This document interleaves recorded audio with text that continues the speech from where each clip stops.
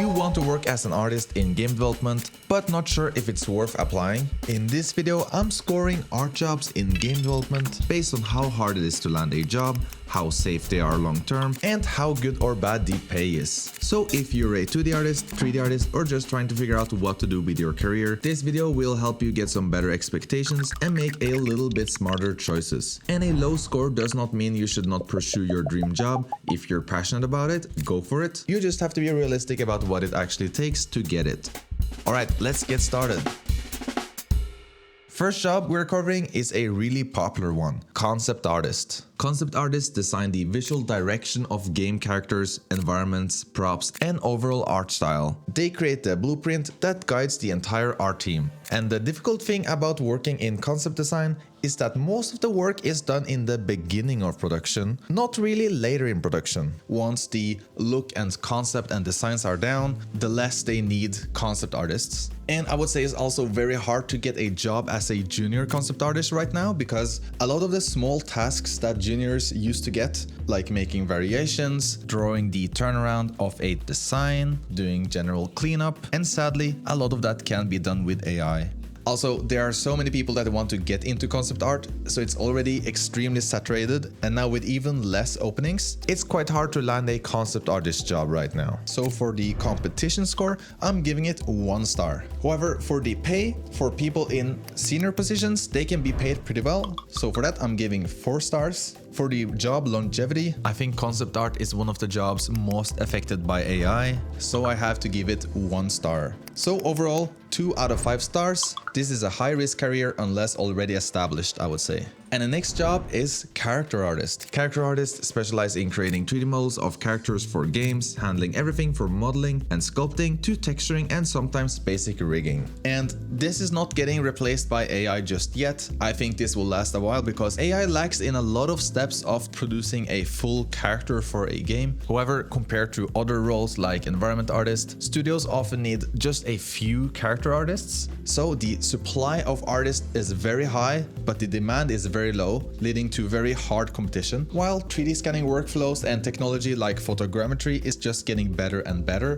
which turns a lot of character artist jobs into more of a technical artist job where you turn 3D scans into a fully rigged character. And of course, usually we don't use 3D scanning for more stylized characters, but it still affects the amount of character artist jobs out there. So overall, the competition, I give it 2 out of 5 stars because it's a very popular role with a lot of juniors competing. For the pay, I'm giving it 3 stars. For the longevity, I think less 3D character artists will be needed in the future with technology like MetaHuman and just better 3D scanning pipelines in general. However, it's still a pretty important job that will not be completely replaced, in my opinion. So for longevity, I'm giving it 3 out of 5 stars, with the final score being 2.5 stars out of 5.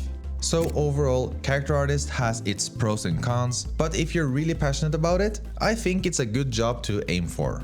But alright, let me give you some advice. If you're an artist looking for work right now, or even just keeping your options open, you know how brutal job hunting is. You spend hours scrolling through LinkedIn, Indeed, ArtStation, studio career pages, and half the jobs are already taken or have 500 applicants. But I found something that actually helps. It's called ArtBlast, the sponsor of this video, and it's a daily newsletter that sends you 10 to 60 curated art jobs every morning. 3D, concept, VFX, animation, character, environment, all of it. And the really nice thing is that each job has the salary info when available, how many people have applied, when it was posted, and a direct link to apply. No clicking through a bunch of random pages, just apply. What I really like about this is that I'm not wasting hours searching. I check my mail in the morning, see what's new, apply to anything interesting, and get back to actually making art. And it's only $5 a month. That's like, well, 1 coffee. So if you're job hunting or just want to know what's out there, I'd recommend checking it out. Check out the link in description. Again, thanks to ArtBlast for sponsoring this video.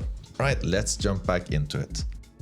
And then the next job, environment artist. Environment artists build the 3D worlds players explore, from entire landscapes and buildings to individual props and set pieces that fill the game levels. This one is interesting because compared to character artists, most studios often need much more environment artists than character artists. This is because in most game development projects, modeling out props and the environment requires a lot more work than modeling out the characters. But even though it might be easier to get an environment artist job compared to becoming a character artist, the job hasn't exactly become easier, especially when it comes to using Houdini to create procedural assets instead of making everything by hand. So with procedural tools, one artist can be more productive, leading studios to hire less artists. But if you learn Houdini as well, you still have a good shot of landing a job as an environment artist. So for competition, I'll put it at 3 out of 5 stars because it's less saturated than, for example, character artist. For the pay, 4 stars because it's usually paid pretty well, especially if you work in AAA game development. For the job longevity, I'm giving it 2 out of 5 stars because of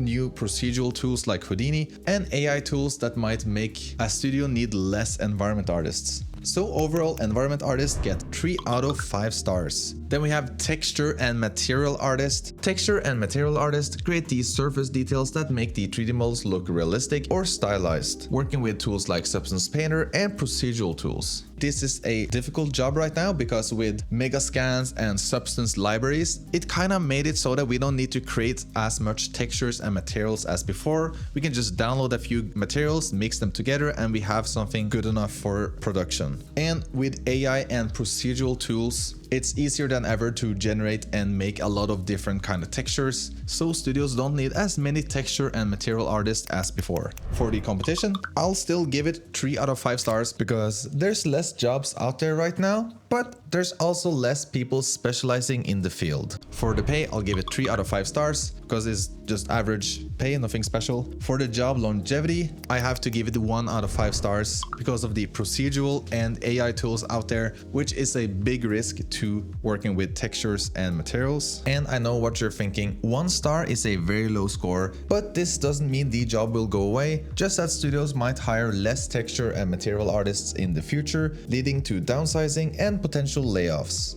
So texture and material artists get a final score of 2.5 out of 5 stars. So next one is technical artists, and technical artists are crucial for any team. They create workflow scripts and plugins that can save hours, and they tackle tricky technical problems that would otherwise slow production. Essentially, they make sure everything runs smoothly and efficiently, making them really valuable. And fewer people go into this role because it's less visible and traditionally creative than other art jobs. And to land a technical artist position, you need to know a lot of skills like programming, multiple software tools, workflows, and sometimes different game engines. The entry bar is high, and there's not enough qualified technical artists in the industry. For competition, I will give it 4 out of 5 stars. For the pay, they pay relatively well, so 4 out of 5 stars for salary. And when it comes to longevity, I will give this 5 out of 5 stars because technical artists are very AI resilient, and with more automated procedural tools, technical artists will just become more important instead of less important because there will be more technical issues to solve, and working with procedural tools and scripting requires more technical knowledge. So for the final score, technical artist gets 4.5 out of 5 stars. And then the next job, animator. For example, gameplay animator, character animator, performance animator, technical animator, and many more. This is an interesting field with many developments in procedural animation, AI-generated animation, and motion capture technology. However, these all has its limits, as these tools still struggle a lot with concepts like secondary action, animating correct foot planting, and making the animation feel responsive and snappy. For example, if you're making a reload animation, even if it's made with motion capture, you still need to work many hours polishing the timing, posing, and keyframe curves before it's ready to use. When it comes to competition, I'll give it 3 out of 5 stars. I would say it's moderate amount of competition, not too bad, not too much. The pay, 2 out of 5 stars because it's often lower than other roles. For the job longevity, I'll give it 4 out of 5 stars because even with new procedural and AI animation tools, a talented animator is still needed most of the time to clean up, improve, and polish the animation. And actually, most of the time, they have to make it from scratch anyways. So the final score is 3 out of 5 stars. It's stable, but not the highest paying.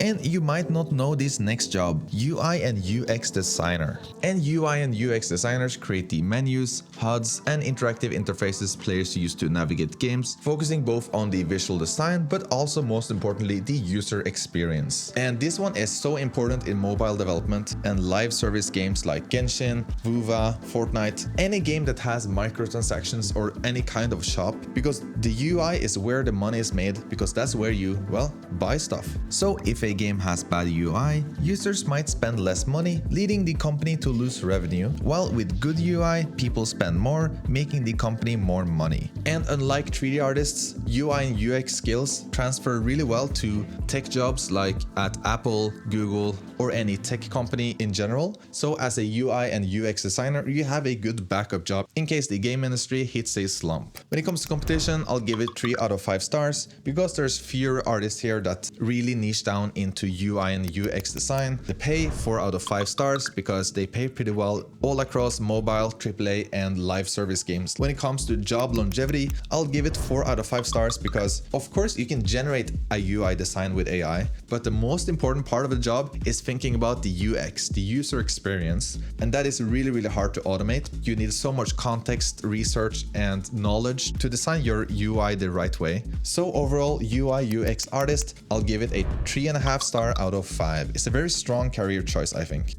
And now the last job category we're going through in this video, visual effects artist. VFX artists create all the visual effects in games like explosions, magic spells, fire, smoke, and particle systems, and making sure they look great while running efficiently. In game development, VFX is very math heavy. You work with particles, shaders, and optimizing a lot. I think it's one of the hardest portfolios to build, so the talent pool in general is pretty small. And of course, again, AI struggle with replacing this because AI can make an explosion look good, but it struggles with making things actually run optimized, because when it comes to coding and working with particles for visual effects in games, you have to optimize every single thing you can optimize. So when it comes to the competition, I'll give it 3 out of 5 stars because it's very specialized but at the same time pretty popular job. The pay is decent, 3 out of 5 stars, but not top tier like UI UX designer or technical artist. When it comes to longevity, I don't see AI or procedural tools or plugins taking over VFX artist jobs in game development because it's such a specialized job and every game has its own unique problems that rarely can be solved by simple libraries or tools. So I give the longevity score 4 out of 5 stars. The overall score for visual effects artist is then 3.5 stars.